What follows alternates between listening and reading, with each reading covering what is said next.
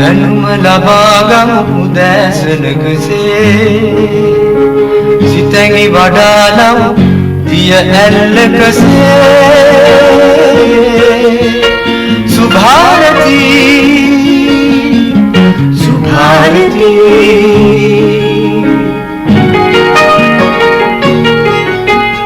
දෙසවන සරසන වදනින සිතුවිලි උපදින හඬකින ඔබගේ නිවහන සොයා ඇදේ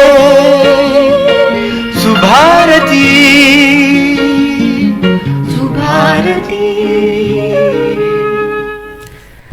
ආයුබෝවන් සුබෝදෑසනක් සුබ දවසක් හැමදෙනාටම.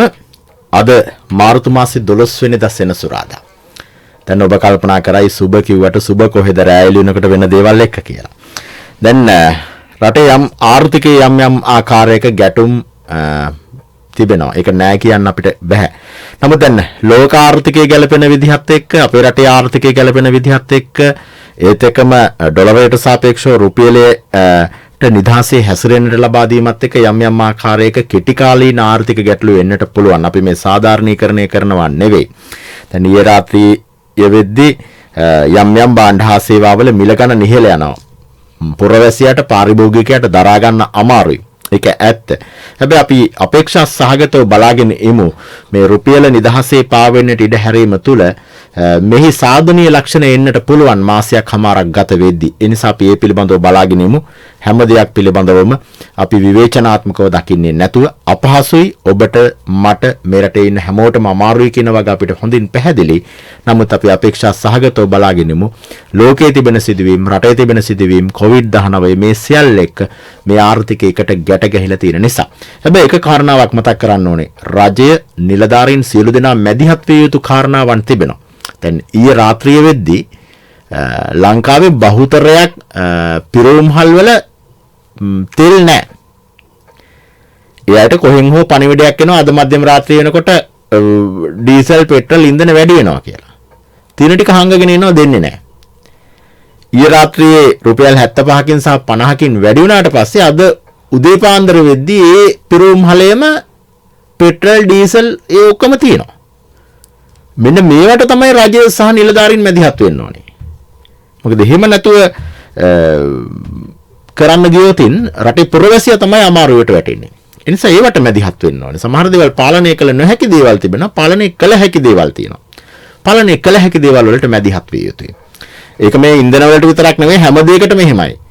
වැඩි වෙනකොට කලින් දවසේ බඩු නැහැ ඊළඟ දවසේ බඩු තියෙනවා. අඩු වෙනකොට අපි කලින් මිලට ගෙනාවේ කියලා ඒක දෙන්නේ නැහැ. ඒ නිසා මේවට මැදිහත් වෙන්න පුළුවන්.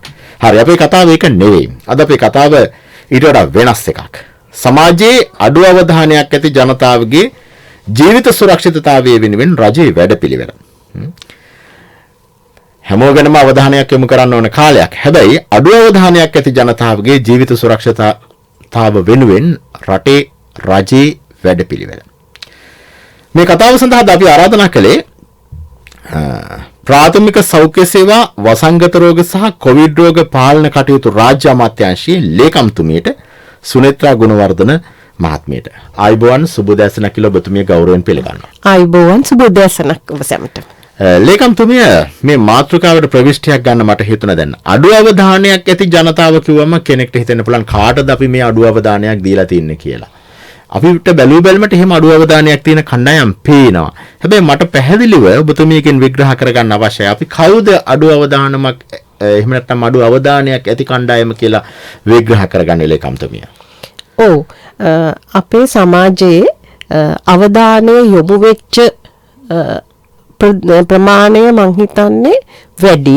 අවධානය යොමු වුණු සංඛ්‍යාව වැඩි. නමුත් අඩු අවධානයක් තියෙන ප්‍රමාණය සුළු වුණාට ඒක බොහෝම අනිත් අයට බලපානවා.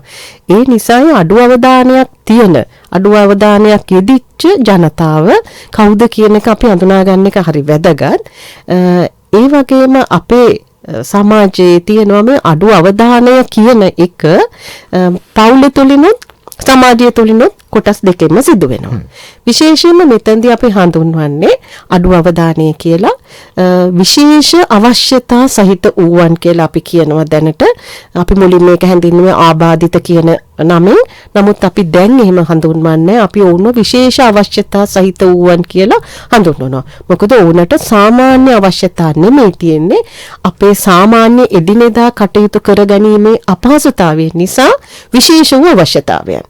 ඉතින් ඔවුන් පිළිබඳව සමාජයේ තියෙන අවධානය අඩුවීම නිසා යම් යම් ගැටලු වලට ඔවුන් සමාජයේදී නුන පානවා. ඒ නිසායි අපි ඔවුන් විශේෂ අවශ්‍යතා වූවන් කියලා හඳුන්වන්නේ. විශේෂයෙන් අපි දන්න විදිහට ආබාධිත කියන පදය තමයි එතනදී දැනට සමාජයේ පාවිච්චි කරන්නේ. එතනදී දුෂ්‍යාබාධිත වෙන්න පුළුවන්. එහෙම නැත්නම් කතනාබාධිත. ඒ කියන්නේ අපේ ඇස් නොපෙනෙන, අපිට කතා කරන්නට බැරි, ඒ වගේම දෑත් දෙපා වල තියෙන ආබාධ සහිත වූවන්, මානසික තත්ත්වවල ආබාධිත වූවන්, මන්ද මානසික තත්ත්ව. ඒ වගේම තමයි අපේ වැඩිහිටි ජනතාව. අපේ ජ්‍යෙෂ්ඨ පුරවැසියන් කියලා අපි හඳුන්වන්නේ. ඇත්තටම ඔවුන් ගැන මං හිතන්නේ ඔබ ගුවන්විදුලියෙන් අනිත් මාධ්‍ය වලින් දැනගන්න විදිහට අවධානය අඩු වෙන අවස්ථාවන් දකින්න ඇති. ඒ නිසා ඔවුන් ගැනත් අවධානය අඩුයි කියන එකක් අපිට දැනෙලා තියෙනවා. ඒ වගේම තමයි සමහර අවස්ථාවලදී දැන් ඔබට ඒක දැනෙන්නේ නැතුව ඇති. ඒක සඳහා යෙදුවෙච්ච ආයතනයක් තියෙන නිසා නැත්නම් අනතුරකදී ඒ වගේම යම්කිසි හදිසි අවස්ථාවකදී මහජනතාවගේ අවධානයෙන් ගිලින කොටසක් ඉන්නවා. ඉතින් ඒ සියලු දෙනා වෙනුවෙන්ම තමයි අපි මේ අඩු අවධානය කියන එක එතෙන්දී යොදාගත්තේ. හොඳයි, දැන් ඔබට පැහැදිලි අඩු අවධානයක් තියෙන කණ්ඩායම කවුද කියලා. දැන් ඔබට විග්‍රහ කරගන්න පුළුවන් මට එහෙම අඩු අවධානයක් තිබෙන කෙනෙක්ද? එහෙම නැත්නම් මගේ පවුලේ එහෙම කෙනෙක් ඉන්නවද?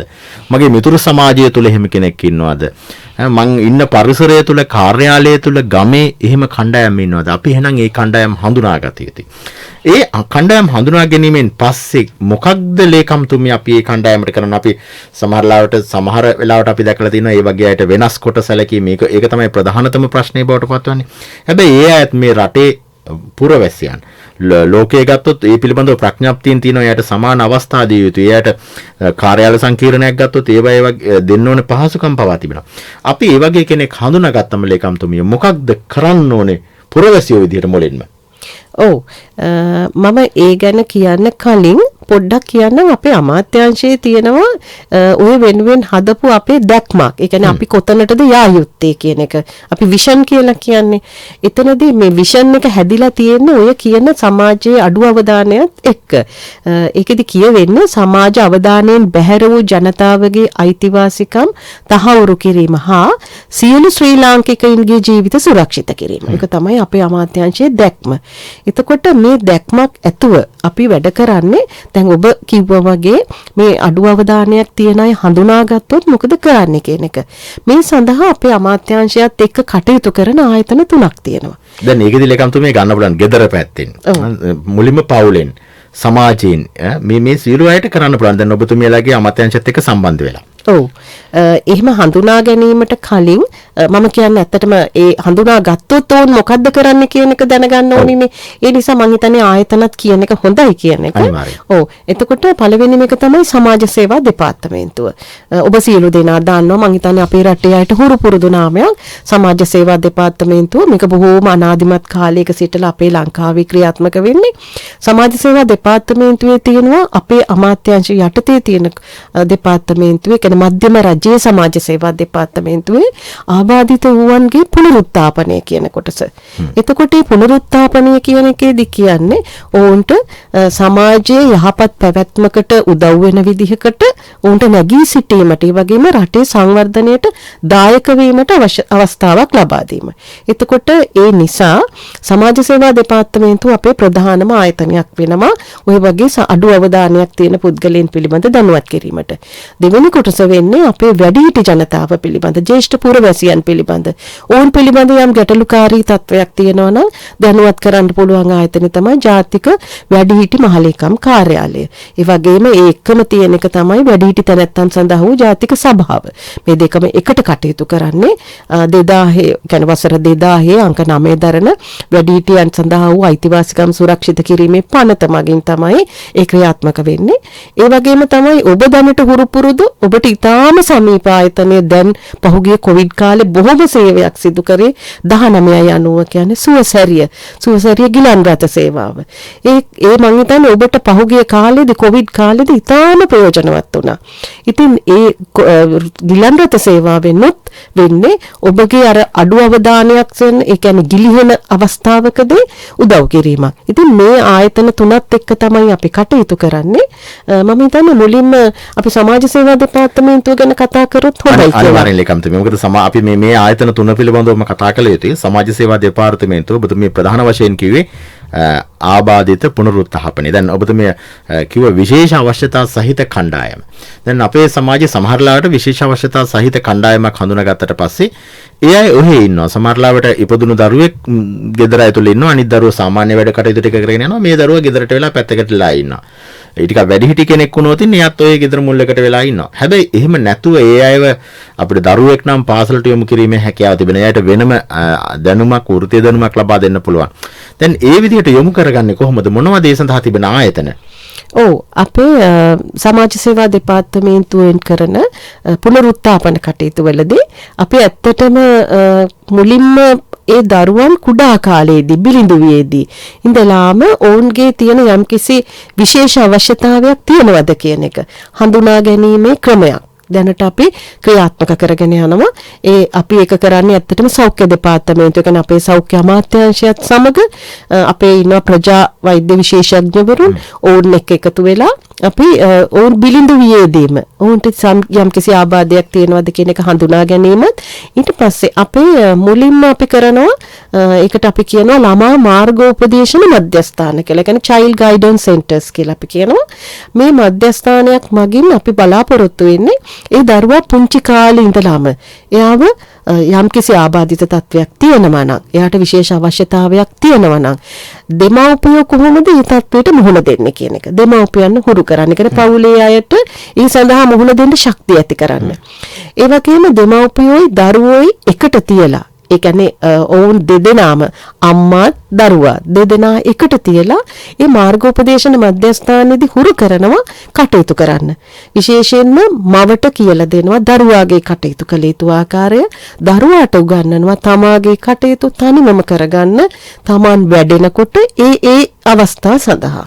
ඒතර පුංචි කාලේ ඉඳලා මට පුංචි අවසරයක් දෙන්න. දැන් එහෙම කෙනෙක් එහෙම දරුවෙක් ඉන්නවා නම් දෙමව්පියන් විසින් ඔය මධ්‍යස්ථානයට යොමු කරගන්න ඕනේද? එහෙම නැත්නම් අර ගම්මට්ටමේ ඉන්න පෞල් සෞඛ්‍ය සේවිකාව හරහා එම ස්ථානයට යොමු කරගන්න කොහොමද මේ සඳහා තිබෙන ක්‍රමවේදය? ඇත්තටම ඒ ක්‍රම දෙකම පුළුවන්. දෙමව්පියන් ඒ පිළිබඳ දැනුවත් නම් දෙමව්පියන්ට කෙලින්ම ඒ සඳහා යොමු වෙන්න පුළුවන්. ඒ සඳහා ඉන්නවා අපේ ප්‍රාදේශීය ලේකම් කාර්යාලයේ ඉන්න සමාජ සේවා නිලධාරී. ඒ සමාජ සේවා නිලධාරී මගිනුත් එහෙම මධ්‍යස්ථාන වලට යොමු වෙන්න පුළුවන්. ඒ වගේම තමයි පෞල් සෞඛ්‍ය සේවිකාවන්. ඕන් හඳුනා ගන්නවනේ අපේ අර අම්මලා ගැබිනි සමයේ සිටම ඒ පෞල් සෞඛ්‍ය සේවිකාතුමිය ඇත්තටම ඕන් පිළිබඳව බලනවනේ. ඒ නිසා ඒගොල්ලෝ මගිනුත් ඇත්තටම අපිට ඒ අවස්ථාව ගන්න පුළුවන්. නමුත් අපිට දැනට තියෙන තත්ත්වය තමයි මේ වගේ මධ්‍යස්ථාන අපේ අඩුයි දැනට. දැනට අපේ තියෙනවා මහරගම නාවින්න තමයි ප්‍රධානම මධ්‍යස්ථානයේ තියෙන්නේ. ඒ මධ්‍යස්ථානයේ දැනට පුහුණු උපදේශිකාවන් මගින් අපි කටයුතු කරගෙන යනවා. ඒ ඇරෙන්නට අපි මේ මෑතකදී විවෘත කළ අම්බලන්තොට සිටිජය කියලා මධ්‍යස්ථානයක්. එතනදිත් අපි ඇත්තටම බලාපොරොත්තු වෙන්නේ ළමුන් 35 දෙනෙක් විතර එතනට ඇතුළත් කරගන්න. ඊළඟට අම්බලන් ගොඩ මේ ගිය සතියේ මධ්‍යස්ථානයක් විවෘත වුණා. අපේ බලාපොරොත්තු හැම දිස්ත්‍රික්කයකටම අඩුම ගානේ මධ්‍යස්ථාන එකක් හෝ මේ සඳහා විවෘත කර ගැනීමට ඉදිරියේදී අපි ඇත්තටම බලාපොරොත්තු වුණා. මොකද රාජ්‍ය අනුග්‍රහයම විතරක් අපිට මේ සඳහා ගන්න අමාරුයි. මොකද රජයට හැමදේම කරන්න බෑ. අනිකුත් තියෙන රාජ්‍ය නොවන සංවිධානවල අපි උදව්වත් අරගෙන මේ මධ්‍යස්ථාන විවෘත කරගන්න බලාපොරොත්තු වෙනවා. ඒ වගේම විශේෂයෙන්ම අර යොමු කිරීම කියන එක ඔබ කිව්වා වගේ අර ඉන්න පෞල් සෞඛ්‍ය සේවිකාවත් ඒ වගේම තමයි සමහර වෙලාවට අපේ මව්වරුන් පියවරුන් යනවනේ විශේෂඥ වෛද්‍ය සේවයට මේ පෞද්ගලික ප්‍රතිකාර channel ක්‍රමය කියලා අපි කියන්නේ. දැන් ඒ වගේ තැනකදී හඳුනාගත්තොත් දරුවෙක්ව ඒත් පුළුවන් මේ විදිහටම යොමු කරගන්න. හැබැයි අර ගොඩක් වෙලාවට තියෙන හුඟක් අය තමාගේ දරුවාගේ තියෙන ආබාධිත තත්ත්වය අනිත් සමාජය දැනගන්නවට කැමති නැහැ. ඒ නිසා දරුවාවගේ මුල්ලේ තියාගෙන හංගගෙන ඉන්න වහගෙන ඉන්න ඒ ස්වභාවයක් තියෙන්නේ. මොකද ඒක ඒගොල්ලෝ ලැජ්ජාවක් කියලා හිතනවා. නමුත් ඉතින් දරුවා මොන විදිහට හිටියත් ඒ දරුවෙක්. ඒ නිසා අපිට එයා වෙන් කරන්න බැහැනේ විශේෂ අවශ්‍යතාවයක් තිබුණත් තමන්ගේ දරුවනේ. ඒ නිසා අපි ඇත්තටම ඒ දෙමව්පියන් වර මාර්ගෝපදේශන මධ්‍යස්ථානවලදී ඔවුන් දැනුවත් කරන්නේ සමාජයට බය නැතුව මුණ දෙන්න. දරුවාව හංගගෙන ඉන්න නෙමෙයි මුණ දෙන්න. ඒ වගේම දරුවත් එක්ක බය නැතුව සමාජයේ ඔවුන්ට හැසිරෙන්න. ඉතින් ඒ මාර්ගෝපදේශන මධ්‍යස්ථානයේදී හැම දෙයක්ම උගන්වනවා. ඔවුන්ට මුලදීම බිඳුවියේදී ඉඳලා කැවීම, පෙවීම, ඒ වගේ දේවල් ක්‍රියාකාරකම් කියලා දෙලා ඊට පස්සේ ටිකෙන් ටික වසරෙන් වසර ඒගොල්ලෝ ගොඩ නැගෙනකොට අකුරු ඉගැන්වීම, සංගීතය, චිත්‍ර ක්‍රියාකාරකම්, ඒ වගේම අවශ්‍ය වෙන අවස්ථාවලදී සංඥා භාෂා භාවිතය ඒකත් හුරු කරන්න වෙනවා. මොකද කතනාබාධිත දරුවන් ඉන්නවා. ඔවුන් අර බිහිරි ස්වභාවය ඔවුන්ගේ තියෙනවා. ඒ නිසා උන්ට අවශ්‍ය වෙනවනේ සංඥා භාෂාවෙන් ඉගෙන ගැනීම. ඒ හැම දෙයක්ම අපේ ඉන්න පුහුණු උපදේශිකාවන් ඉන්නවා. ඔවුන් විසින් ඒ පිළිබඳව කටයුතු කරනවා. ඉතින් මම හිතන්නේ මධ්‍යස්ථාන ඇති කිරීමෙන් මම හිතනවා අපේ රටේ මේ විශේෂ අවශ්‍යතා සහිත දරුවන් බිලිඳුවියේදී ඒක හඳුනාගෙන ඇත්තටම ඒකට ප්‍රතිකර්ම යෙදීම තමයි මුල ඉඳලා කරන්න ඕනේ. නැත්නම් අපි පස්සේ ඒගොල්ලෝ ලොකු වුණාට පස්සේදී මේකට විසඳුම් හොයන්න යන එකට වැඩිය මුලින්ම ඒක හඳුනාගෙන ඒකට ප්‍රතිකර්ම යෙදීම තමයි හොඳ. ඒක තමයි අපි දැනට ওই මාර්ගෝපදේශන මධ්‍යස්ථානවලින් කරගෙන යන්නේ. ලේකම්තුමිය දැන් මේ පුංචි කාලේ හඳුනාගත්ත දරුවෙක් ඊට පස්සේ ඒ දරුවව සාමාන්‍ය අනිත් දරුවෝ වගේ පාසල් අධ්‍යාපනයට යොමු කරන්න පුළුවන්ද? එහෙම යොමු කරන්න බැරි දරුවෙක් ඉන්නවනම් මේ අයට මොකක්ද කරන්නේ අපි එතනින් එහාට? ඒකම ඊළඟ ප්‍රශ්නේ තමයි සමහර පාසල් පද්ධති වල මේ දරුවන්ට අවකාශයක් ඉඩකඩක් වෙන් කරනවා. සමහර පාසල් කැමති නැහැ. මම දන්නේ ඒක අධ්‍යාපන අමාත්‍යාංශයේ ප්‍රතිපත්තිය නෙවෙයි වෙන්න පුළුවන්. හැබැයි සමහර විදුහල්පතිවරු කැමති නැහැ සමහර දරුවෝ ගන්න. ඒ නිසා මේකට මොකක්ද තිබෙන ක්‍රමවේදය ලේකම්තුමිය? ඔව් එතනදී අර ඇත්තටම අධ්‍යාපන දෙපාර්තමේන්තුවේ තිබෙන ඒ සාමාන්‍ය පාසල්වල දරුවොත් එක්ක ඉගෙනීම තමයි සුදුසු. මොකද අර එතකොට අර දරුවාට දැනෙන්නේ නැහැනේ Tamanට විශේෂ අවශ්‍යතාවයක් තියෙනවා කියලා. අනිත් දරුවෝ එයාට සමහර වෙලාවට උසුළු විසුළු කිරීම ඒ වගේ දේවල් නැතුව අර අපේ සමාජය හුරු කරන්නත් ඕනිනේ සියලු දෙනාට සමානව සැලකීමට. ඒ නිසා හොඳම දේ තමයි සාමාන්‍ය දරුවොත් එක්ක ඉන්න එක. නමුත් සමහර අවස්ථාවන් තියෙනවා ඒ දරුවන්ගේ හැසිරීමත් එක්ක ඕම සාමාන්‍ය පාසල් වල තියාගන්න බැරි වෙන අවස්ථා. ඒ අවස්ථාවලදී විශේෂ අවශ්‍යතා සහිත දරුවන් සඳහා වූ පාසලුත් තිබෙනවා. ඒ වගේ පාසල් වලට යොමු කර ගන්න පුළුවන්. ඒ සඳහා අපේ සමාජ සේවා දෙපාර්තමේන්තුවෙන් විමසීම් කරන්නත් පුළුවනි. ඒ වගේම තියෙනවා ආබාධිත මහලේකම් කාර්යාලය. ඒ තියෙන්නේ ඒක අපේ අමාත්‍යාංශය යටතේ නෙමෙයි සමෘද්ධි රාජ්‍ය අමාත්‍යාංශය යටතේ. නමුත් ඕනොත් මේ පිළිබඳව කටයුතු කරනවා. ඒ වගේම පළාත් සභා මට්ටමින් තිබෙනවා විවිධ වූ පාසල් සහ ආයතන. ඒ නිසා පළාත් සභා මට්ටමිනුත් මේ පිළිබඳව කටයුතු කරනවා. හැබැයි ඕනම එකකදී ප්‍රාදේශීය ලේකම් කාර්යාලයෙම සමාජ සේවා නිලධාරී හැම දෙයක්ම දැනුවත්. ඒ නිසා මේ වගේ අවශ්‍යතාවයක් තියෙනවා නම් අපිට පුළුවන් වෙනවා ඕනෑම කෙනෙකුට අපේ ප්‍රාදේශීය ලේකම් කාර්යාලයේ ඉන්න සමාජ සේවා නිලධාරී මගින් මේ ඕනෑම කටයුත්තකට මැදිහත් වෙන්න. ඒ වගේම තමයි අර අධ්‍යාපනය පිළිබඳව අවශ්‍ය වෙන උපකාරයක් ගන්න අපේ තියෙනවනේ අධ්‍යාපන දෙපාර්තමේන්තුවේ නොවිධිමත් අධ්‍යාපන ඒකක කියලා. එතකොට ඒ සඳහා තියෙන විශේෂ උපදේශකවරුන් ඉන්නවා. ඔවුන්ගේ සහාය ලබා ගන්නට පුළුවන්. ඒ සඳහා අධ්‍යාපන දෙපාර්තමේන්තුවේ කලාප අධ්‍යාපන කාර්යාලය මගිනුත් ඒ වගේ කටයුත්තකට සහාය ගන්නට පුළුවන්. ඒ උදව් කරන අය ඉන්නවා. අවශ්‍යතාවයේ තිබුණොත් එතනට යොමු වීම තමයි වැදගත්. ඒකට දෙමව්පියන් ඒ බාරකරුවත් දැනුවත් වීම තමයි අවශ්‍ය. දැනට අපේ රටේ ගොඩක් අඩු මේ දැනුවත් වීම. ලේකම්තුමිය දැන් අපි මේ පුංචි දරුවෝ ගැන කතා කරේ. දරුවෝ පාසල් අධ්‍යාපනයට යොමු කිරීම පිළිබඳව. ඉතින් එතනින් පස්සේ මේ අය ටිකෙන් ටික වැඩි වියටපත් වෙනවා. එහෙම නැත්නම් ටිකක් තරුණ වියටපත් වෙනවා. දැන් මෙහෙම කණ්ඩායම් පැත්තකට කරලා තියන්න නැතුව ඒ අයගෙන් සමහරවිට ආර්ථිකයට දායකත්වයක් ලබා ගන්න පුළුවන් කණ්ඩායම් ඉන්න ඕන තරම්.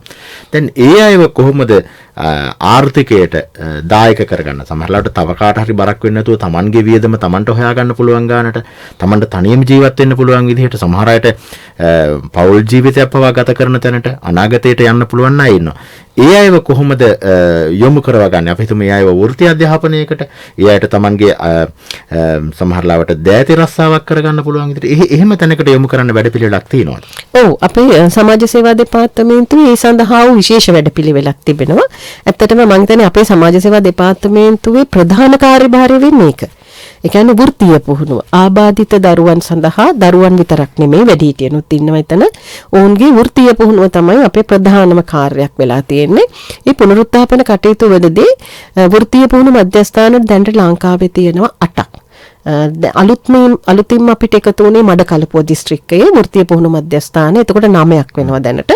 කිලිනොච්චිය වෘත්තීය පුහුණු මධ්‍යස්ථානය දැනට ඉදිවෙමින් පවතිනවා. අපිට පුළුවන් වෙනවා මේ වසරේදී ඒක ආරම්භ කරන්නට. මේ වෘත්තීය පුහුණු මධ්‍යස්ථානවල ඇත්තටම සියලුම දේවල් ඒ දරුවන් සඳහා නොමිලේ ලබා දෙනවා.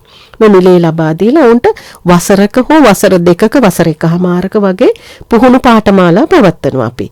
මේ සඳහා තෝරා ගැනීමක් කරන්නට අපි අපේ සමාජ සේවා නිලධාරීන් මගින් විශේෂයෙන් යම්කිසි අයදුම්පතක් ඕනි නම් ඒ සඳහා ඒක කටයුත්ත කරලා තිබෙනවා. ඒක පුළුවන් සමාජ සේවා නිලධාරිගෙන් දැනගන්න. එතනදී අපි විශේෂ ලකුණු ක්‍රමයක් මේ ළඟදී හඳුන්වලා දුන්නා මේ වර්ෂයේ සිටලා. මොකද හැමෝගෙම දැනුම මට්ටම එකක් නෙවෙයි. එක එක්කෙනා වෙන් කරන්න පුළුවන් විවිධ වෘත්තීය පුහුණුවට. ඒ නිසා අපි ලකුණු ලබා දීමේ ක්‍රමයක් මගින් ඔවුන්ව සම්මුඛ පරීක්ෂණයකට යොදලා අපි ඒගොල්ලන්ව කණ්ඩායම් කරලා විවිධ වූ ඒ කියන්නේ පරිගණක පුහුණුවකට අවශ්‍ය දැනුම තියෙන කෙනෙකුට ඒ සඳහා. ඒ වගේම මෝටර් කාර්මික පුහුණුව අවශ්‍ය කෙනෙකුට ඒකට. ඒ වගේම කාන්තා අපේ දරුවෝ ඉන්නවනේ වැඩි වියටපත් වෙච්ච ගැහැණු ළමුන් ඔවුන්ට අවශ්‍ය වෙනවා නම් මෙහෙයුම් පිළිබඳව ඒ කියන්නේ මහලා තමන්ගේ ජීවන වෘත්තිය පුළුවන් නම් මේව කරගන්න නම් ඔවුන්ට ඒ සඳහා පුහුණුවකට. ඒ වගේම බතික් කර්මාන්තය දැන් අපේ ජනප්‍රිය වෙමින් පවතිනවනේ. ඒ වගේ ඉතින් විවිධ වූ කර්මාන්තවලට ඔවුන්ගේ තියෙන හැකියාව අනුව දැනුම අනුව අපි අර ලකුණු ක්‍රමයක් මගින් වෙන් කරනවා. වෙන් කරලා ඒගොල්ලන්ගේ කැමැත්තත් අනුව සමහර දරුවෝ කැමති දේවලුත් තියෙනවනේ. ඒ වගේම ආහාර සැකසීම. ඒ වගේ දේවල් වලට අපි වෙන් කරලා දැනට අපේ තියෙනවා මධ්‍යස්ථාන කොළඹ අවටක් තියෙනවා සීදුව තියෙනවා. ඒ වගේම ගම්පහ දිස්ත්‍රික්කයේ අමුණු කුඹුර මධ්‍යස්ථානයේ තෝලංගම තියෙනවා බතික් මධ්‍යස්ථානය. ඒ වගේම වත්තේගම තියෙනවා බතික් පුහුණු මධ්‍යස්ථානය. මේ වගේම විවිධ අවශ්‍යතාවයක් තියෙනවා නම් අර සමාජ සේවා පුළුවන් සමාජ සේවා නිලධාරිය දැනුවත් කළාම පුළුවන් සමාජ සේවා නිලධාරියට දැනුවත් කළාම ඔහු ඒ සුදුසු මධ්‍යස්ථානයේ මොකක්ද කියලා එතනට යොමු කරනවා. විශේෂයෙන් මේක කරන්න ඕනේ සමාජ සේවා දෙපාර්තමේන්තුව. අධ්‍යක්ෂතුමෙක් ඉන්නවා අපේ චන්දන රණවීරාරච්චි මහත්මයා. චන්දනට අපිට දැනුම් දුන්නා මේ අධ්‍යක්ෂකතුමා ඒ සඳහා අවශ්‍ය කටයුතු පිළිවෙල කරලා දෙනවා. ලේකම්තුමිය දැන් මේ විශේෂ අවශ්‍යතා සහිත අයට විතරක් නෙවෙයි අපේ රටේ හැම කණ්ඩායමකම ওই විදිහ වෘත්තීය අධ්‍යාපනයක් වෘත්තීය පුහුණුවක් ලබා දුන්නාට පස්සේ සහතිකයක් හරි මොකක් හරි දීලා එතනින් එළියට පිටමං කරාට පස්සේ යා පිළිබඳ පසු විපරමක් කරන්නේ නැහැ. දැන් මේ විශේෂ අවශ්‍යතා සහිත අයට පුහුණුවක් දීලා එයාගේ අවුරුදු 2 හරි එකමාර හරි කාලය අවසන් වුණාට පස්සේ ඒ අයව යලි සුපරීක්ෂණය කරන පරීක්ෂා කරලා බලන ක්‍රමවේදයක් තියෙනවා. ඔව් ඒගොල්ලන් ඇත්තටම අපෙන් එළියට යනකොටම අපි ඒගොල්ලන්ට දෙනවා මේ උපකරණ කට්ටලියකුත්. ඒ කියන්නේ Tamanට ගෙදර ගිහිල්ලා Tamanගේ ස්වයං රැකියාවක් කරගන්නට ඒක නොමිලේ ලබා දෙනවා. නොමිලේ දෙනවා. අපි අර සහතිකයත් එක්කම නොමිලේ ලබා දෙනවා. ඒ වගේම අපේ සමාජ සේවා නිලධාරී තමයි අපේ ප්‍රාදේශීය ලේකම් කාර්යාල මට්ටමේ ඉන්න නිලධාරියානේ. ඔහු තමයි මේ පිළිබඳව ඇත්තටම අධීක්ෂණයක් සිදු කරන්නේ ඔහු විසින්. ඒ වගේම මේ මෙවලම් කට්ටලිය දීලා අපි කලින්ම හුරු කරනවා. මේ මෙවලම් කට්ටලිය පාවිච්චි කරන ආකාරය හුරු කරමින් තමයි ඔහුට ඒක දෙන්නේ. ඒ වගේම තමයි අපි වරින් වර මාස 3කට සැරයක් වසරකට ඒ විදිහට බලනවා මේ පුද්ගලයාට ඒ කියන්නේ අපෙන් වෙන් වෙලා ගිය දරුවාට මොනවා හරි අවශ්‍යතාවයක් තියෙනවද කියලා. ඒ වගේම සමහර වෙලාවට ඒගොල්ලන්ට ඕනි වෙන්න පුළුවන් මුදල් ආධාරයක්. එහෙම ඕනි වෙනවනේ. ඒ වගේ අවස්ථාවක අපි ඒ සඳහාත් උදව් කරන්නට කැමතියි. මම මෙතනදී කියන්න ඕනේ අපේ තියෙන විශේෂ අරමුදලකුත්. දෘශ්‍යාබාධිත පුනරුත්ථාපන අරමුදල කියලා. ඒක තියෙන දෘශ්‍යාබාධිත වුවන් සඳහා මෙතනදී ඒක විශේෂයෙන් සඳහන් කරන්නට ඕනේ. මොකද අපේ අමාත්‍යාංශයේ යටතේ තියෙන විශේෂ අරමුදලක් ඒක. එතනදී දෘශ්‍යාබාධිත වුවන් සඳහා කියන්නේ එතන වැඩිහිටි දෙකම තියෙනවා එතන අපේ. ඒ අරමුදලෙන් අපි පහුගිය කාලේදී කියන්නේ මේ වර්ෂයේදීම අපි විශේෂ වැඩසටහනකුත් කළා. මම හිතන්නේ අපි කවුරුත් මේ ගැන අනිත් අය දැනුවත් වුණේ නැහැ කියන එකයි මගේ අදහස. විශ්වවිද්‍යාලවල ඉගෙනුම ලබන දෘශ්‍යාබාධිත ශිෂ්‍යයින් ඉන්නවා. එතකොට ඒ සඳහා දැනට අපි අර පාවිච්චි කරන අර බ්‍රේල් ක්‍රමයෙන් ඉගෙනීම ඒ වගේ දේවල් නේ දැනට තිබුණේ. අපි ඕන් සඳහා විශේෂ ජංගම දුරකථන ලබා දුන්නා. දැනට අපි මේ වර්ෂයේදී අපිට 40ක් වගේ තමයි ලබා දෙන්න පුළුවන් වුණේ. ඒ විශේෂ ජංගම දුරකථනයක් ලබා දුන්නා. එතකොට ඔවුන්ට පුළුවන් වුණා තමන්ගේ අධ්‍යාපන කටයුතු සහ අනිකුත් කටයුතු වලදී ජංගම දුරකථනය පාවිච්චි කරන්නට. ඒ වගේ ඒ අරමුදල මගින් තමයි ඇත්තට මේ සහනේ සලසලා දුන්නේ. ඒ වගේ විශේෂ වැඩසටහනුත් අපේ ක්‍රියාත්මක වෙනවා. අනිකුත් කතන ආබාධිත දරුවන් සඳහාත් අනිකුත් ආබාධ විකලාංග සහිත දරුවන් සිටිනවා. දරුවන් කියන එක මම මෙතනදී අදහස් කරේ අපි හැමෝගෙම ඕන් කොච්චර කාලයක් හිටියත් දරුවෝනේ අපිට.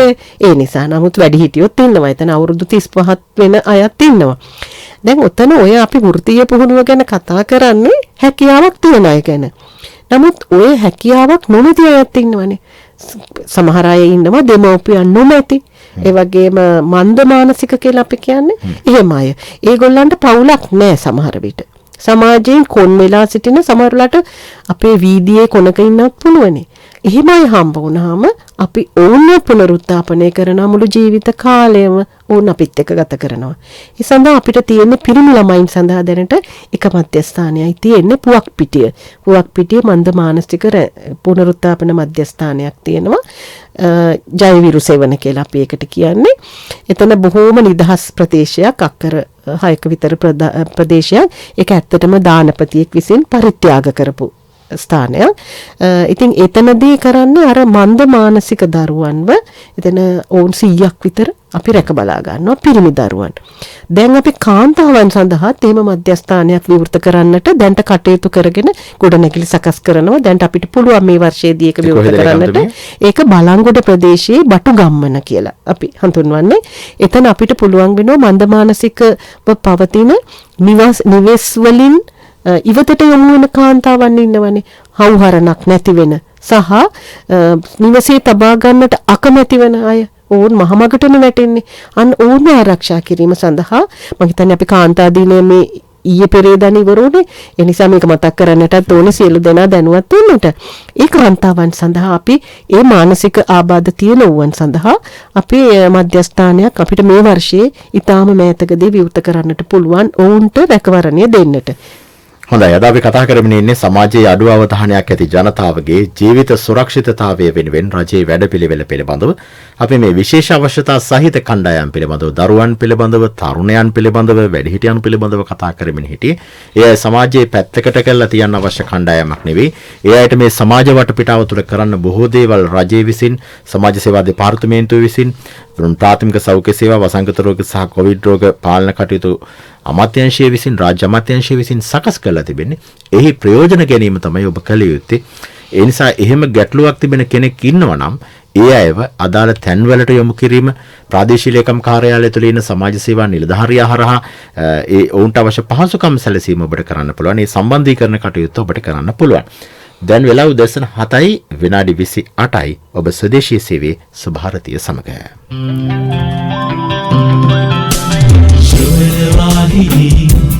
मधुर भाषिणी कर्ण रसायन भाव पूरणी स्वदेशी सेवयाई स्वदेशी सेवयाई स्वदेशी सेवयाई स्वदेशी सेवयाई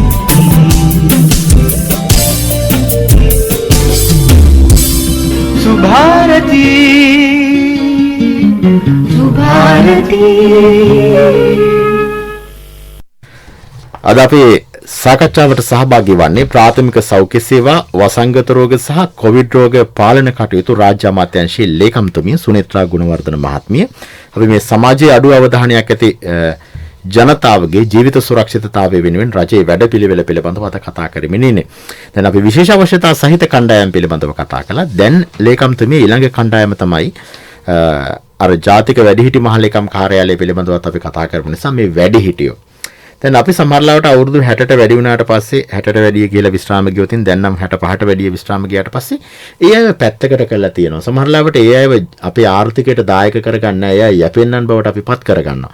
හැබැයි ලේකම්තුමිය මේ අය තමයි අවුරුදු 60ක් 65ක් වෙනකම් මේ රටේ ආර්ථිකය හොඳට සරි කරපු කණ්ඩායම. අපි එක වතාවම එක යම් තැනක් තියලා නිශ්චිත ඉලක්කයක් තියලා එතනින් පස්සේ අයව යැපෙන්නන් බවට පත් කරනවා. හැබැයි මේ අයව අපිට බැරිද තවදුරටත් මෙතනින් පස්සෙත් යැපෙන්නන් බවට පත් කරන්නේ නැතුව අපේ ආර්ථිකයට දායක කරගන්න වැඩපිළිවෙලක් කරන්න ලේකම්තුමිය. ඔව් ඇත්තටම මේ අපේ සෞභාග්‍යයේ දැක්ම ජාතික ප්‍රතිපත්තියේ ඒ ජාතික ප්‍රතිපත්ති ප්‍රකාශනයේ සඳහන් වෙනවා අපේ අමාත්‍යාංශයට සහ මේ දෙපාර්තමේන්තුව ආයතන වලට සම්බන්ධ වෙන කොටස එකතනදී සඳහන් වෙන්නේ ඵලදායී පුරවැසියෙක් සහ සතුටින් ජීවත් වන පවුලක් කියන තේමාව. එතකොට මේ ඵලදායී පුරවැසියෙක් කියන තැනදී අර අපි ඉස්සෙල්ලා කතා කරපු විශේෂ අවශ්‍යතා සහිත වූවන් සමගම වැඩිහිටියන් ඔවුන් ඵලදායී පුරවැසියන් බවට පත් කිරීමනේ අපි කරන්නට ඕනේ. අර ඔබ කිව්වා වගේ ගෙදර ඔවුන් පැත්තකට කරලා තියෙනක නැතුව. මොකද අපි වැඩිහිටි ජීවිතය කියලා අවුරුදු 60ද 65ද 70ද කියන එක නෙමෙයි. හැකියාව තියෙන දේ. මොකද ඒක වෘත්තියක් වෙන්නට පුළුවන්. ඒ වගේම ඒක රජයේ වෙන්න පුළුවන්, පෞද්ගලික වෙන්න පුළුවන්, ස්වයං රැකියාවක් වෙන්නට පුළුවන්. ඕනට යම්කිසි කාර්යයක නියැලීමට ශක්තිය තියෙනවද කියන එක. එතනදී ඇත්තටම මේ අපි මේ සඳහා සෞභාග්‍යයේ දැක්ම ජාතික ප්‍රතිපත්තියේ සඳහන් වෙනවා නිෂ්පාදන කාර්යයට දායක වීමට කැමති ජ්‍යෙෂ්ඨ පුරවැසියන් සඳහා ජීවනෝපාය පුහුණු වැඩසටහන් පෞද්ගලික අංශයේද සහයෝගය ඇතිව ක්‍රියාත්මක කිරීම කියලා. එතකොට මෙතනදී රජය විතරක් නෙමෙයි රජයට හැම දෙයකටම යෙදෙන්නට අපහසුයි. ඉතින් අපි පෞද්ගලික අංශයේ උදව්වත් ඒකට ගන්නවා. අරගෙන උන්ට යම්කිසි වෘත්තියකට යෙදෙන්නට තමන්ට කැමති දෙයකට යෙදෙන්නට අවස්ථාව සැලසීමට. ඉතින් මෙතනදී අපේ තිබෙනවා මේ ජ්‍යෙෂ්ඨ පුරවැසියන් සඳහා වූ ස්වයං රැකියාව සඳහා ආධාර දීමේ වැඩසටහනක්. මෙතනදී මම මතක් කරන්නට ඕනේ අපේ ගමේ තියෙන ප්‍රාදේශීයව තියෙන අපේ රජයේ කාර්යාලය වෙන්නේ ප්‍රාදේශීය මහලේකම් කාර්යාලය. එතනදී අපේ එතනදී තියෙනවා වැඩිහිටි හිමිකම් ප්‍රවර්ධන නිලධාරී කියලා නිලධාරියෙක් උපාධිධාරීන් උන් සියලු දෙනාම වැඩිහිටි හිමිකම් ප්‍රවර්ධන නිලධාරී. ඔව් වැඩිහිටි හිමිකම් ප්‍රවර්ධන නිලධාරී. හිතන්නේ සමාජයේ බහුතරයක් ඔහොම කෙනෙක් ඉන්නවා කියලා දන්නෙත් නැහැ. ඔව් බොහෝ දුරට මම හිතන්නේ නැහැ කියන එක. ඒ නිසා මේ වගේ වැඩසටහන් වලින් ඇත්තටම දැනුවත් වෙන මම හිතන්නේ අපි ගොඩනැගිලි සංස්ථාවට මේ ස්වදේශීය සේවයට සුභාරතී වැඩසටහනට බොහොම ස්තුතිවන්ත වෙන්න ඕනේ. මේ වගේ දැනුවත් කිරීමකට අපිට අවස්ථාව සලසා දුන්න එකට. මොකද මේ දැනුවත් වීම තුලින් තමයි අර විදිහේ අර විශේෂ අවශ්‍යතා සහිත වූවන් සහ වැඩිහිටියන් ඔවුන් නිවැරදි මාර්ගයකට යොමු කර ගන්න පුළුවන් වෙන්නේ ඒ තුලින්. දැන් ඔය වැඩිහිටි හිමිකම් පිළිබඳ නිලධාරියට මොකක්ද පැවරෙන කාර්යභාරය කොහොමද වැඩිහිටියෝ එයත් එක්ක සම්බන්ධ වෙන්නේ මොන වගේ දේවල් වලටද? ඔව් එතනදී සිද්ධ වෙන්නේ අපේ ගමීන් අපේ ග්‍රාම නිලධාරීතුමා ඉන්නවා. ග්‍රාම නිලධාරීන් මගින් යම්කිසි වැඩිහිටියෙකුට අවශ්‍ය වෙනවා නම් එකක් තමයි ස්වයං රැකියාව සඳහා අවශ්‍ය වෙන දේ.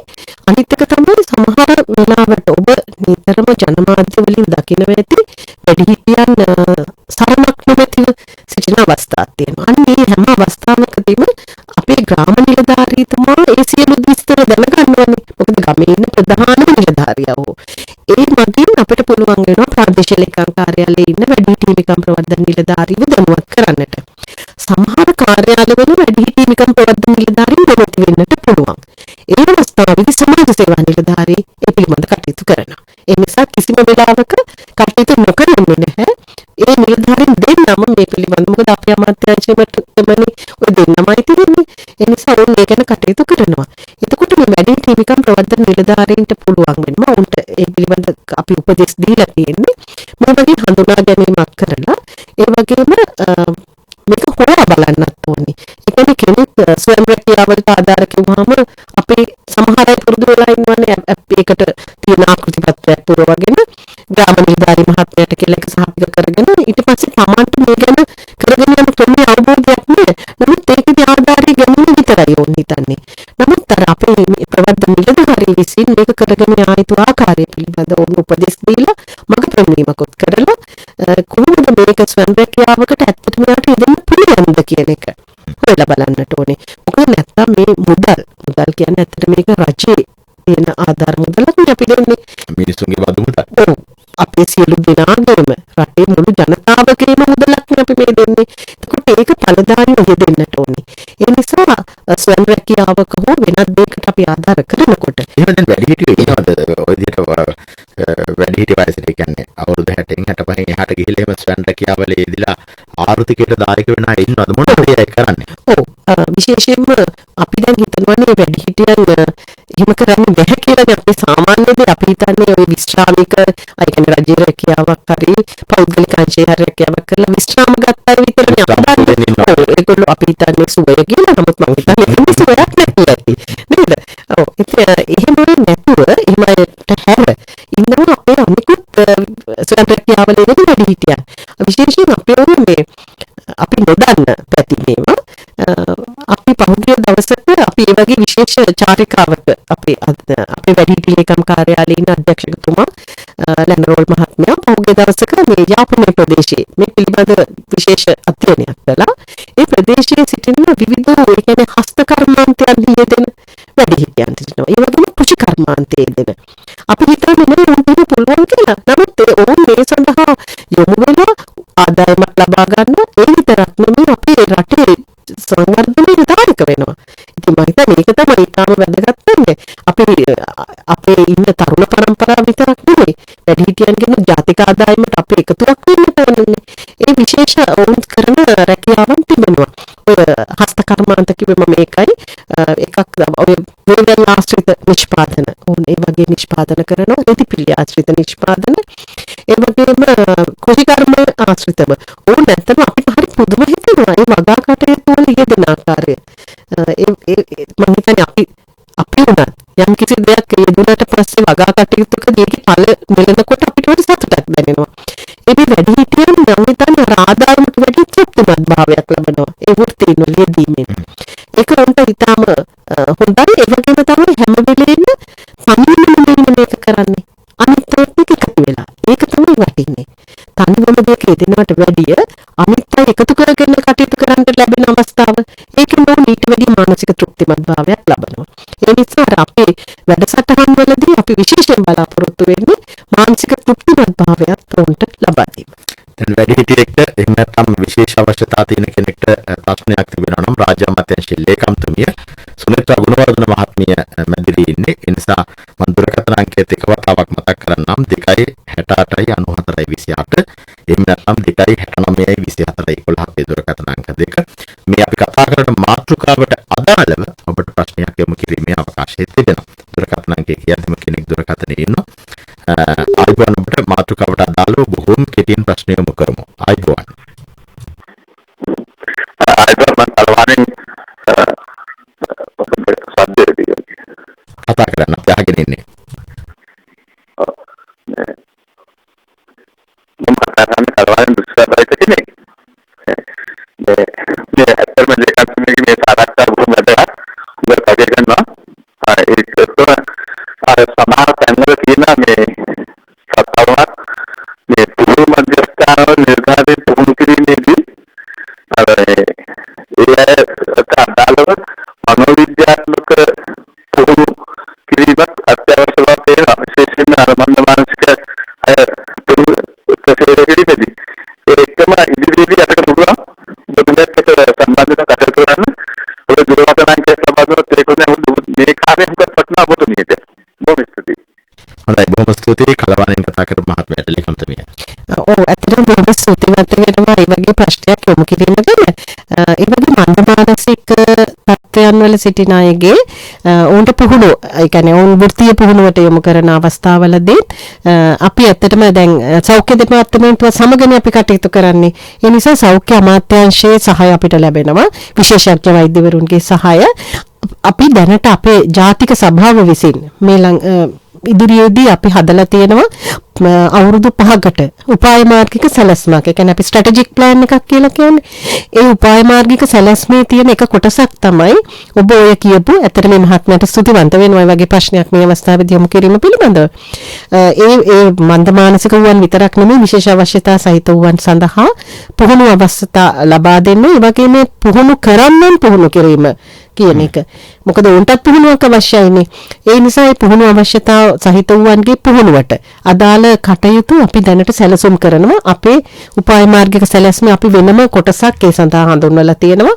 අපි ඉදිරියේදී ඇත්තටම බලාපොරොත්තු වෙනවා මේ පුහුණු අවශ්‍යතාව තියෙන නිලධාරීන් සහ ඔවුන් හඳුනාගෙන වෙනම කණ්ඩායමක් විදියට සෞඛ්‍ය අමාත්‍යාංශයේ සහාය ඇතිව ඒ කියන්නේ විධිමත් පුහුණුවක් ලබා දෙන්නට සහ ඒකම ඒ මහත්මයා කිව්ව ආකාරයට අපි ඔහුත් එක්ක ඇත්තටම කටයුතු කරන්නට කැමතියි. අපිත් එක්ක එකතු වෙන්න කියලා අපි ආරාධනය කරනවා. ඔබතුමන්ගේ දුරකථන අංකය අපේ නිෂ්පාදක කණ්ඩායමට ලබා දෙන්න. අපි ඒක ලේකම්තුමියට යොමු කරන්නම්. තවත් කෙනෙක් ඉන්නවා දුරකථනයේ. ආයිබෝන් ඔබට. හරි පුතේ හරි. මම කතා කරන්නේ මේ දැන් කතා කරමිස් එක්කමද? කතා කරන්න ඔබතුමියට අවස්ථාව දීලා තියෙනවා. මම දැන් අපි කුඹුර කරා තාත්තා මැරිලා අම්මා ඉන්නවා අවුරුදු 98ක් එක තැන. ඉතින් ඒක නිසා අම්මත් රැක බලාගෙන අපේ කුඹුර කරා. D4 පාරේ යාය 17 ජන්දුර දෙපැල මුල්ල දූල මුල්ල. ඉතින් ඒක නිසා මම කියන්නේ දැන් අවුරුදු 65ට වැඩි අයට සාන සේවාවක් කියන්නේ අපි ගැන විශේෂයෙන් බලනවා කිව්වනේ. ඇත්තට ඔයාලා ගැන අපි අගය කරනවා.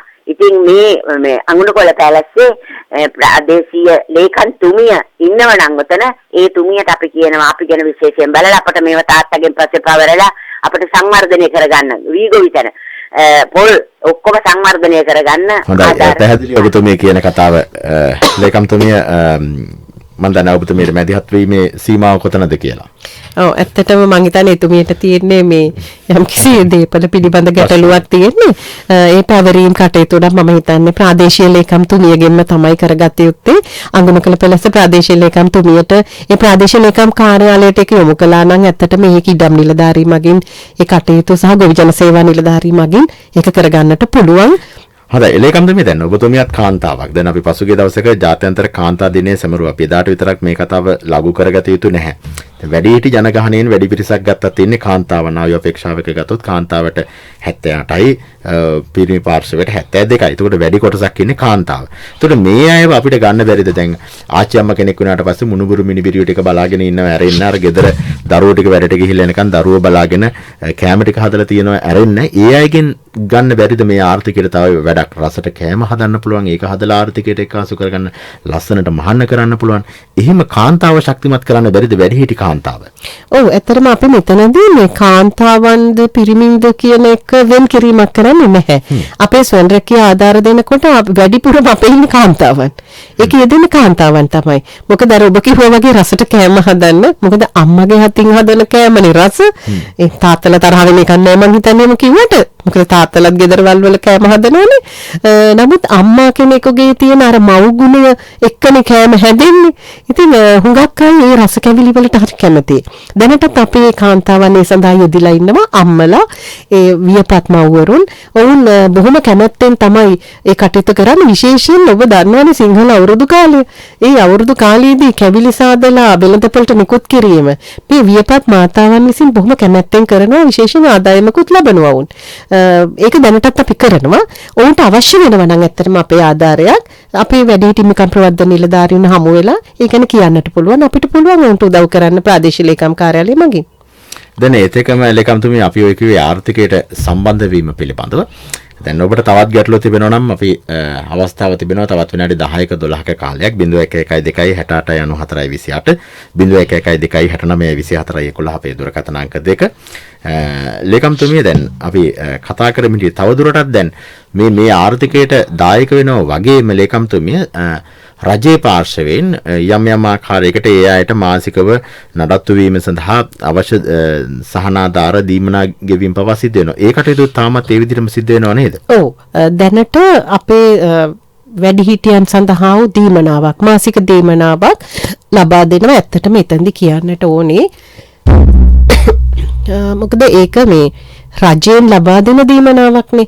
ඉතින් එතනදී අවුරුදු 70ට වැඩි අඩු ආදායම් ලාභී වැඩිහිටියන් සඳහා තමයි මේක ලැබෙන්නේ. නැත්නම් අර සියලුම වැඩිහිටියන් සඳහාම දීමනාවක් ගෙවීමේ අපහසුතාවයක් තියෙනවා. ඉතින් අවුරුදු 70ට වැඩි අපි දැනට ගෙවීමක් කරනවා 4,40,000කට.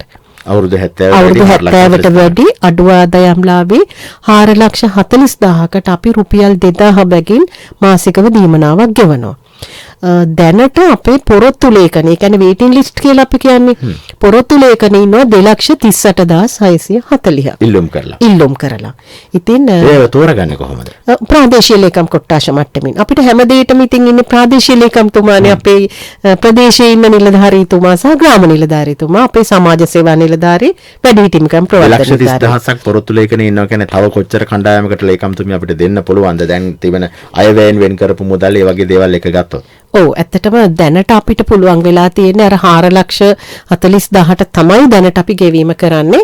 එතනින් විවිධ හේතුන් නිසා ඉවත් වන අය වෙනුවෙන් තමයි නැවතත් ඒ කොටස සම්පූර්ණ වෙනම ඇරෙන්නට අපිට දැනට අලුතින් මේ සඳහා ගෙවීමක් කිරීමේ මේ වර්තමාන තත්ත්වයේ උඩ හැකියාවක් නැහැ. හැබැයි අපිට මේ 2,30,000ම ලේකම්තුමිය බැරිද අර අපි කලින් කිව්වා වගේ ආර්ථිකයට සම්බන්ධ කරගන්න? දැන් ඒ අයට යම් ආකාරයක ස්වයං රැකියාවක් කරන තැනකට අපිට තල්ලු කරගන්න පුළුවන් නම් සමහරවිට ඒ අයම දාපු ආයුධම් පත්‍රය ආපහු අනිත් පැත්තට ඉල්ල ගන්න පුළුවන්. ඔව්, ඇත්තටම අපේ අරමුණක් වෙන්නේ ඒගොල්ලන්ව ඒ අවස්ථාවට යොමු කිරීම තමයි.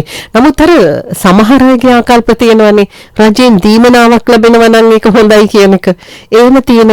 නමුත් සමහර කොටස්වලදී ඔය අපේ වැඩිහිටියන්කම් ප්‍රවර්ධන නිලධාරීන්ගේ ක්‍රියාවලියත් එක්ක, මොකද දැන් අපිට උපාධිධාරීන් අලුත් කණ්ඩායමක් එකතු වුණා. දැන් අපි ශක්තිමත් වුණා.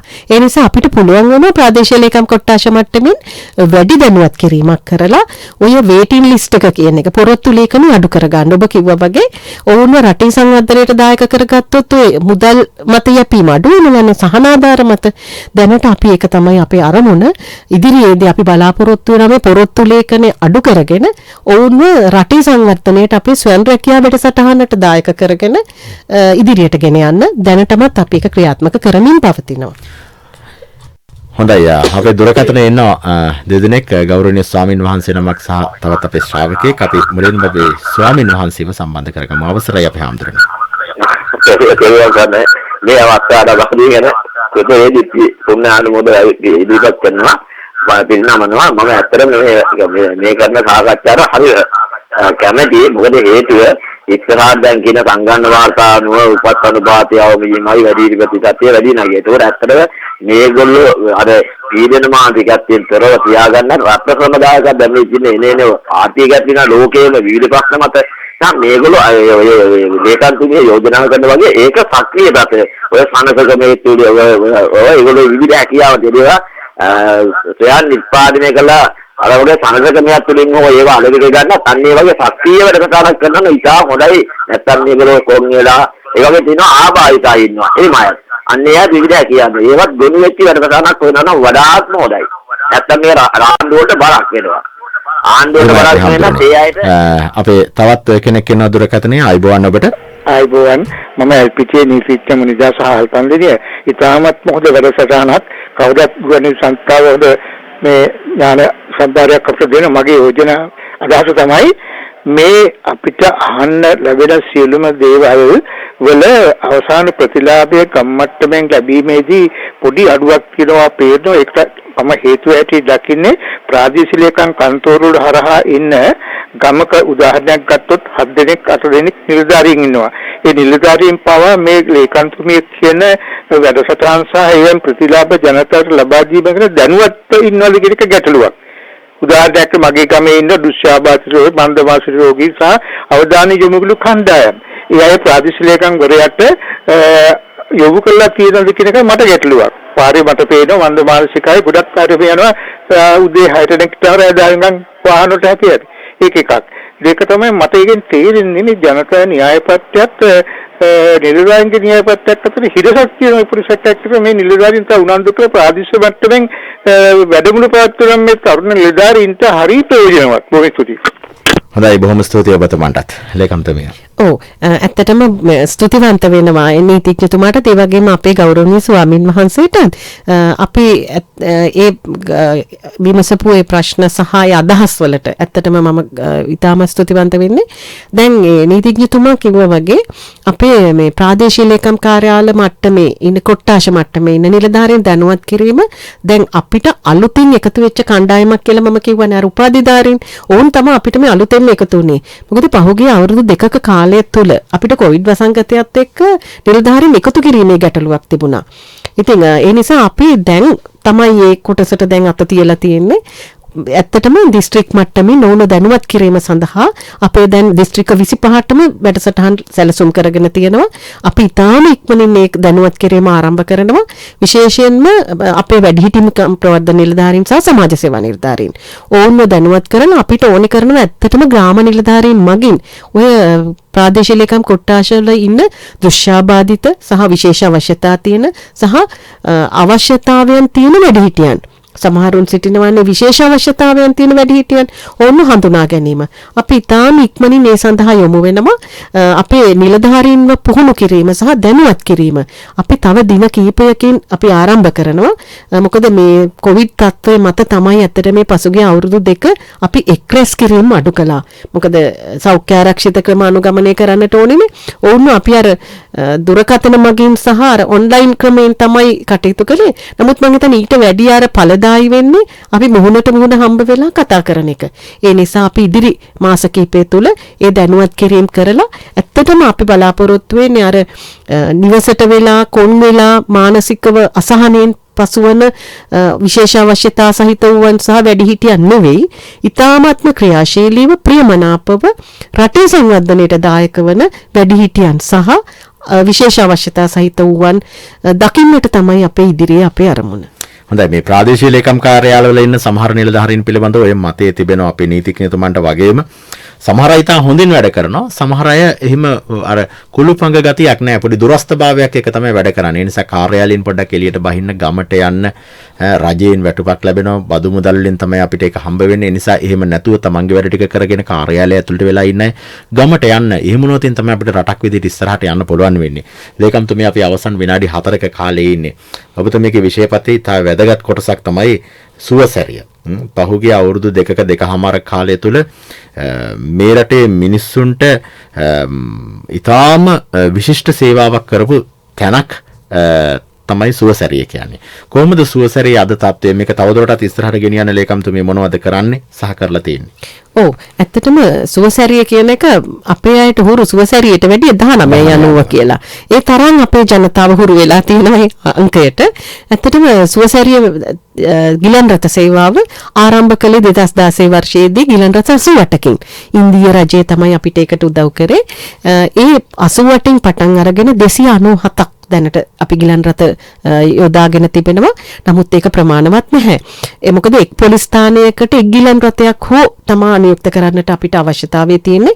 මොකද ඊටාම අඩු කාල සීමාවක් තුළ යම්කිසි ඒ කියන්නේ අවශ්‍යතාවයක් තියෙන තැනකට යාමට තමයි අපේ බලාපොරොත්තුව. ඒ කියන්නේ අඩුම කාලයකින්. ඒ කියන්නේ විනාඩි 8මාර තමයි අපේ කාලය වෙලා තියෙන්නේ. නමුත් දැනට ගිලන් රථ ප්‍රමාණය මදි. ඒ නිසා ඇත්තටම අතිගරු ජනාධිපතිතුමන්ගේ මැදිහත් වීම මත අපිට ගිලන් රථ 25ක් පහුගිය කාලයේදී ජපාන රජයෙන් ලැබුණා. දැනට ඒ 25 දැනට අපි ක්‍රියාත්මක තත්ත්වයේ පත් කරමින් තිබෙනවා.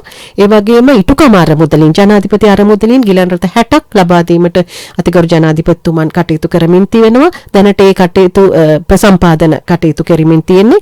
ඒ වගේම විදේශ ආධාර මත ඒ කියන්නේ ඒක ආසියානු සංවර්ධන බැංකුව ආධාර මත තවත් ගිලන් රථ 45ක් ලබා දීමට කටයුතු කරමින් තියෙනවා. ඒ කියන්නේ අපිට අවශ්‍ය කරන්නේ මහ ජනතාවගේ ජීවිත සුරක්ෂිතභාවය. ඒක තමයි අපේ 1990 සුවසැරිය පදනමේ ඔවුන්ගේ තියෙන දැක්ම විෂන් එක තමයි save the life කියන එක. ජීවිතය ආරක්ෂා කිරීම. ඒක තමයි ප්‍රධානම දේ. ඒ අනුව දැනට ඒ සුවසැරිය පදනම විසින් ඊටාම කාර්යක්ෂමව ඒ විධායක නිලධාරීතුමන් ඇතුළු එම ජාති සභාවක් තියෙනවා එතනදිත් එවුන් එකතු වෙලා ඊටාම කාර්යක්ෂමව කටයුතු කරනවා දැනට ඇත්තටම මහ ජනතාවගේ ඊටාම ප්‍රියමනාපම ගිලන් රථ සේවය මම හිතන්නේ සුවසැරිය 19 යනුව.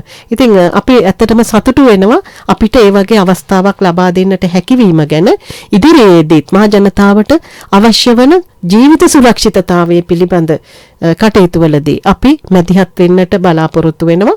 මම හිතන්නේ මම මේ වෙලේදී අවසාන විනාඩියේදී මගේ ස්තුතිය පළ කරන්නට ඕනේ. ප්‍රථමයෙන්ම මගේ ගරු අමාත්‍යතුමියට මම ස්තුති කරන්නට ඕනේ. විශේෂඥ වෛද්‍ය සුදර්ශනී ප්‍රනාන්දුපුල්ලේ මැතිණියට. එතුමිය අපේ රාජ්‍ය අමාත්‍යාංශයේ අමාත්‍යතුමිය විදිහට අපිට විශාල දායකත්වයක් ලබා දෙනවා, මඟ පෙන්වීමක් සහ ඒ වගේම උපදෙස් දීමක්. ඒකම එතුමිය හරි නිහතමානී විශේෂඥ වෛද්‍යවරියක්. අපේ තියෙන මේ අර විශේෂ අවශ්‍යතා සහිත වූවන් සඳහා අවශ්‍ය වෙන අවස්ථාවලදී එතුමිය තමයි මූලිකත්වය ගන්න අපිටත් වැඩිය.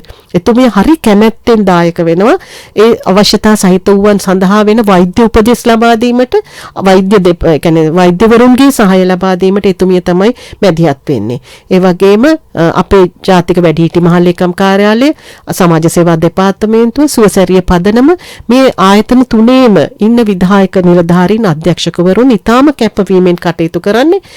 ඒ වගේම ප්‍රාදේශීය ලේකම් කාර්යාල මට්ටමින් අර ඔබ කිව්වේ සමහර නිලධාරීන් ඉන්නවා හොඳින් වැඩ කරන, සමහර නිලධාරීන් වැඩ කරනවා අඩුයි කියන එක. මම හිතන්නේ ඉදිරියේදී සියලුම දෙනා එක වගේ වැඩ කරයි.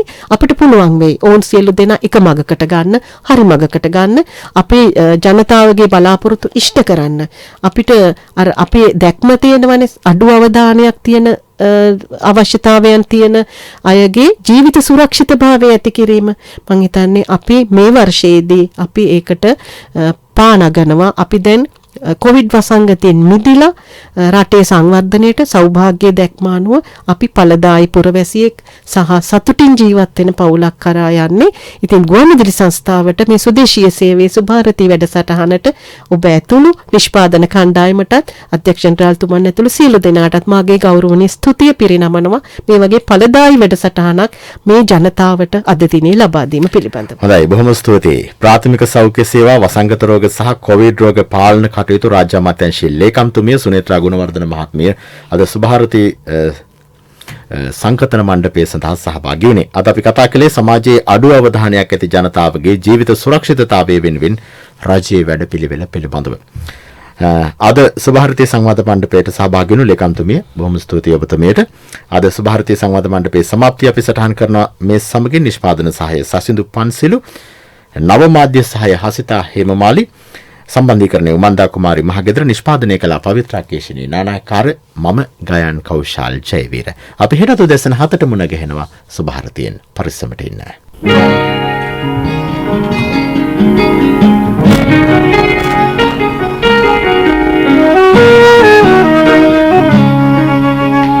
දැනුම ලබාගමු උදැසනකසේ සිතැඟි වඩාලමු දිය ඇල්ලකසේ